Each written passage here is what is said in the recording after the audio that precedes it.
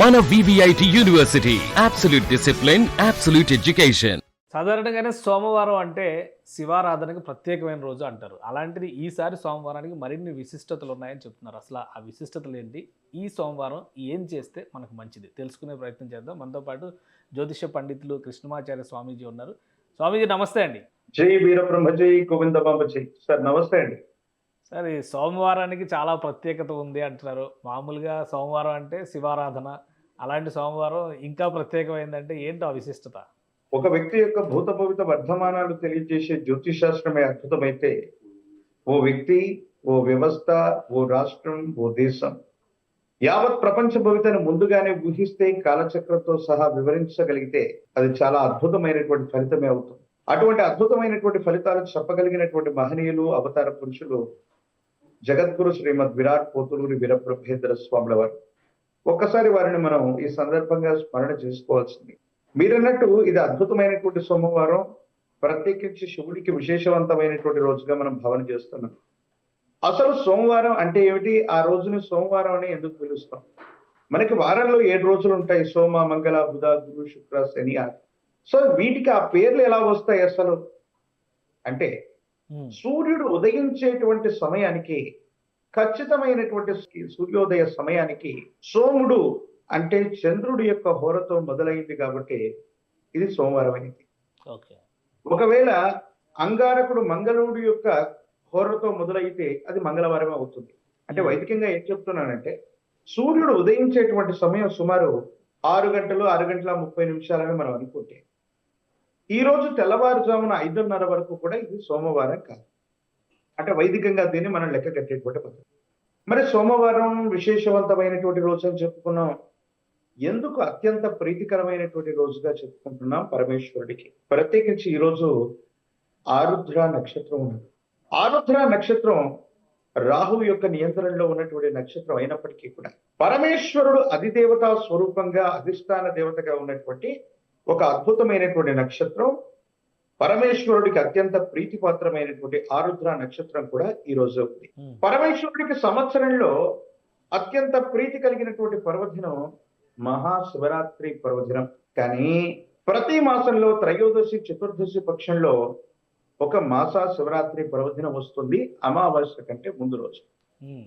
సరిగ్గా మీరు అన్నట్టుగా ఇదే రోజు మాస శివరాత్రి పర్వదినం అయ్యింది. పరమేశ్వరుడికి సంబంధించినటువంటి సంవత్సరంలోని 12 పర్వదినాల్లో మాస శివరాత్రి కూడా ఒక విశేషవంతమైనటువంటి పర్వదినం. పరమేశ్వరుడికి అత్యంత ప్రీతి కలిగినటువంటి ఆరుద్ర నక్షత్రం కూడా ఈ రోజే ఉంది.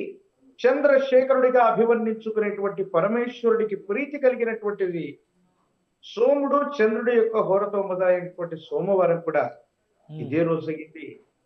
కాబట్టి ఇది చాలా గొప్ప పుణ్యదినంగా, పర్వదినంగా మనమందరం కూడా భావన చేస్తూ పరమేశ్వరుడి యొక్క ఆరాధన చేయటం వల్ల అనంతమైనటువంటి ఫలితాలు పొందుతాం. ఎందుకంటే ఆదిత్యాయ చ సోమాయ మంగళాయ బుధాయ చ గురు శుక్ర శనిభ్యచ్చ రాహవే కేతవే నమః అన్నటువంటి 9 గ్రహాలు ఉంటే, ఈ 9 గ్రహాలకు రాజు సూర్య భగవానుడైతే, సూర్య భగవానుడితో సహా ఈ 9 గ్రహాలు కూడా పరమేశ్వరుడి యొక్క పాదాలను ఆశ్రయించి ఉంటాయి.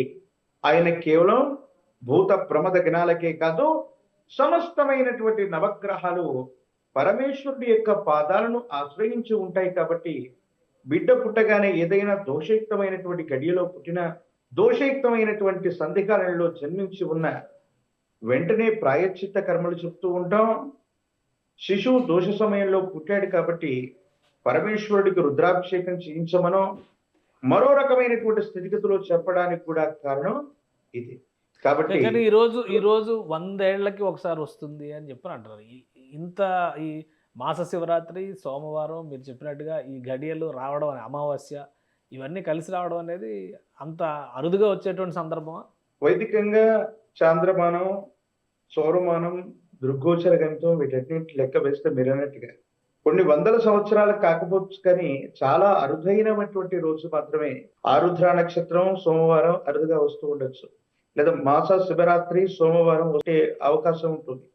కానీ ప్రత్యేకించి ఆరుద్ర నక్షత్రం సోమవారం మాసా శివరాత్రి పర్వదినం ఈ కాంబినేషన్స్ అన్నీ కూడా మీరు అన్నట్టుగా చాలా అరుదుగా వచ్చేటువంటి కాంబినేషన్ కాబట్టి దైవీపరమైనటువంటి శక్తుల యొక్క స్థితిగతి ఈ ప్రకృతిలో విశేషంగా ఉంటుంది. అందుకే మనం ఏవైనా పరిహారాలు చేసుకున్న పరమేశ్వరుణ్ణి ధ్యానించిన అత్యధికమైనటువంటి పుణ్య ఫలితాన్ని మనం వేగవంతంగా పొందేటువంటి అవకాశం మీరన్నట్టుగా ఇది ముమ్మాటికి చాలా అరుదైనటువంటి కాంబినేషన్. ఏం చేస్తే మంచిది ఇలాంటి గడియల్లో, ఎలా కొలిస్తే లేదా ఏం పరిహారాలు చేస్తే మంచిది?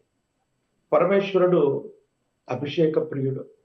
శుద్ధ జలం, విభూతి భస్వం, మారేడు దళం అత్యంత ప్రీతికరమైనటువంటివి పరమేశ్వరుడికి.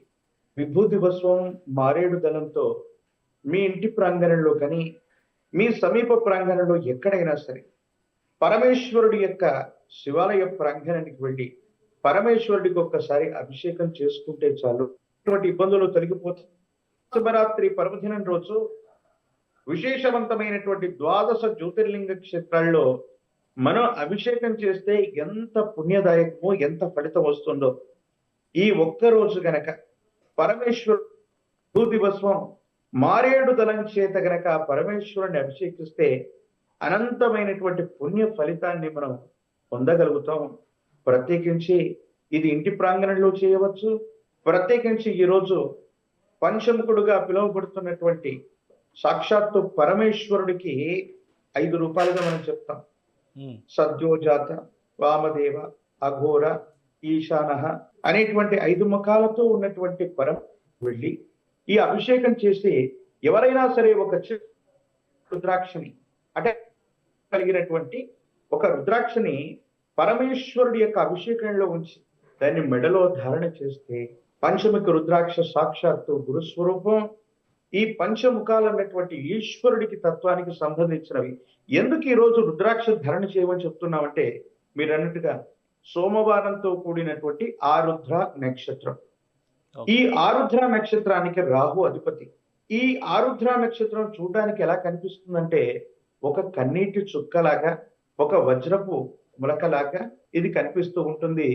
రుద్రుడి యొక్క అంటే రుద్రుడికి సంబంధించినటువంటి కంటి నుండి వెలువడ్డటువంటి విశేషవంతమైనటువంటి దైవిక వస్తువుగా మనం రుద్రాక్షని అభివర్ణన చేస్తూ ఉంటాం. కాబట్టి ఆరుద్ర నక్షత్రం సోమవారం ప్రత్యేకించి మాసా శివరాత్రి పర్వదినం రోజు ఎవరైనా పరమేశ్వరుడి యొక్క ఆలయ ప్రాంగణానికి వెళ్ళి శక్తి కొలది అభిషేకం చేసి అభిషేకంలో ఒక్క రుద్రాక్షను ఉంచి మెడలో ధారణ చేస్తే చాలు, అనంతమైనటువంటి దైవీ శక్తులు పంచముఖుడైనటువంటి ఆ విశేషవంతమైన పరమేశ్వరుడి యొక్క అనుగ్రహం మీ దైనందిన జీవితంలో ఒక కొత్త శకం, ఒక కొత్త అధ్యాయం తప్పనిసరిగా మీ జీవితంలో మొదలయ్యే అవకాశం కనిపిస్తుంది.